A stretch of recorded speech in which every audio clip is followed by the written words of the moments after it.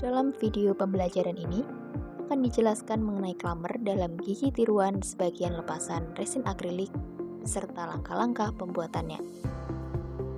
Gigi tiruan sebagian lepasan resin akrilik terdiri dari beberapa bagian penting, yaitu anasir gigi merupakan bagian yang menggantikan gigi asli yang hilang, berfungsi secara estetik maupun fungsional. Basis gigi tiruan adalah bagian yang terbuat dari bahan akrilik dan berfungsi sebagai penopang keseluruhan struktur gigi tiruan. Selanjutnya, klamer atau cengkram merupakan komponen yang mencengkram gigi penyangga. Berfungsi untuk memberikan retensi dan menjaga agar gigi tiruan tidak mudah lepas. Terakhir, sandaran oklusal adalah bagian cengkram yang bersentuhan dengan permukaan oklusal gigi penyangga yang membantu mendistribusikan beban kunyah.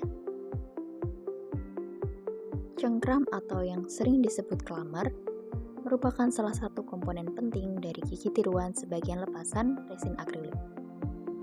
Fungsinya adalah sebagai penahan atau retainer yang berperan utama dalam memberikan retensi dan stabilisasi, yakni kemampuan gigi tiruan untuk tetap berada di posisinya saat digunakan sehingga mencegah pergeseran atau lepasnya protesa ketika pasien berbicara, makan, atau membuka mulut. Cengkram atau klamer memiliki beberapa bagian penting.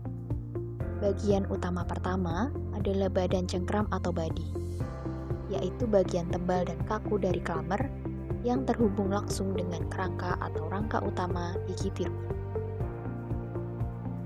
Kemudian, terdapat lengan cengkram atau arm yang merupakan bagian fleksibel dari klamer yang memanjang ke arah gigi penyangga.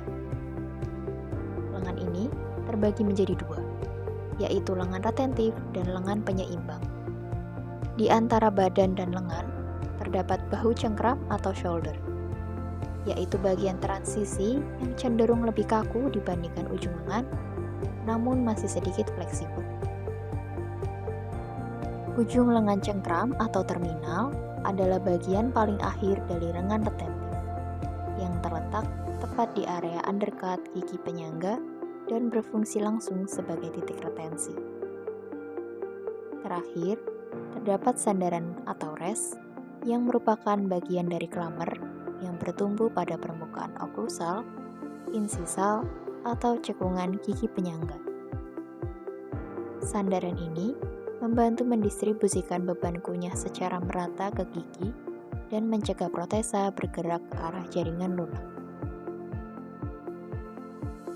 Dalam pembuatan cengkram kawat untuk gigi tiruan sebagian lepasan, terdapat beberapa syarat teknis yang harus dipenuhi agar cengkram dapat berfungsi optimal, nyaman digunakan, dan tidak merusak jaringan sekitarnya. Pertama, kontak antara cengkram dan permukaan gigi penyangga harus berbentuk kontak kontinu. Selanjutnya, lengan cengkram harus melewati garis survei, yaitu area di mana terjadi undercut pada gigi penyangga, biasanya terletak sekitar 1-2 mm di atas tepi gingiva. Posisi ini memungkinkan lengan cengkram memberikan retensi yang efektif tanpa menyebabkan trauma pada jaringan. Bagian sandaran atau res dan badan cengkram juga tidak boleh mengganggu oklusi maupun artikulasi, agar pasien tetap dapat menggigit dan berbicara dengan normal. Selain itu, ujung lengan cengkram harus dibulatkan dengan baik, tidak boleh tajam dan tidak boleh menyentuh gigi tetangga atau melukai jaringan lunak. Terakhir, permukaan cengkram harus bebas dari bekas tang.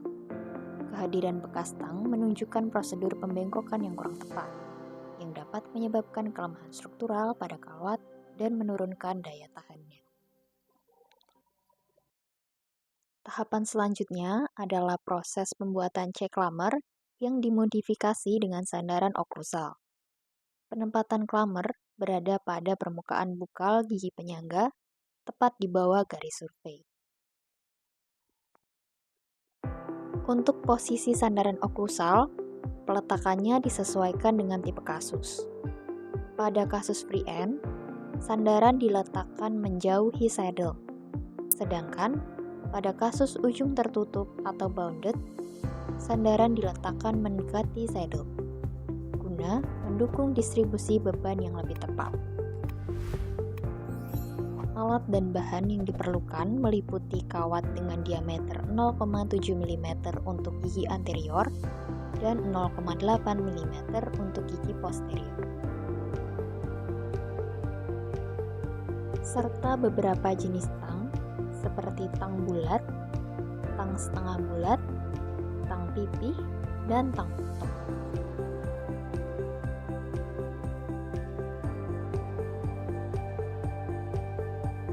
Langkah pertama dimulai dengan memotong kawat menggunakan tang potong dengan panjang sekitar 10 cm.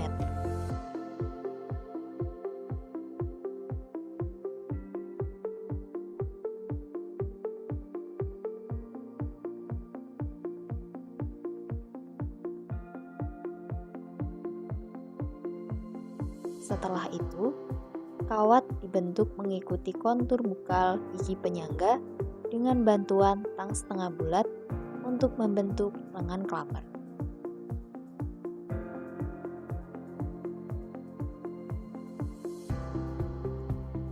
Selanjutnya, untuk membentuk bagian pundak klammer atau shoulder, bengkokkan kawat ke arah palatal atau lingual model menggunakan tang pipih.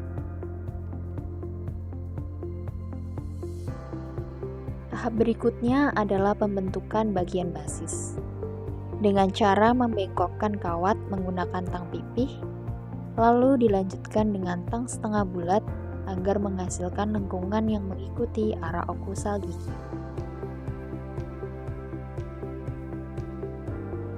Untuk membuat sandaran okusal, kawat dibengkokkan ke arah permukaan kunyah menggunakan tang pipih atau tang bulat sesuai dengan letak dan kebutuhan kasus.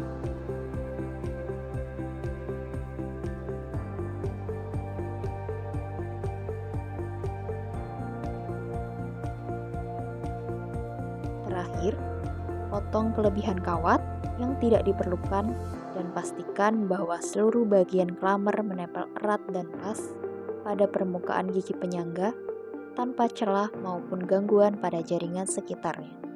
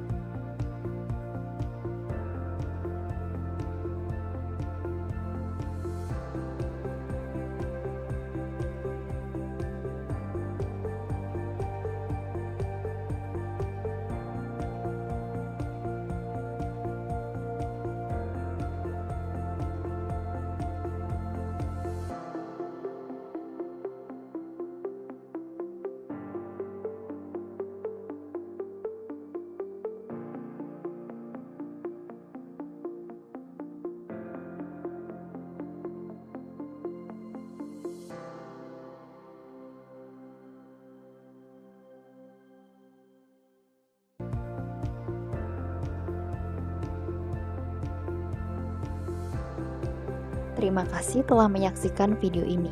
Semoga bermanfaat dan selamat belajar.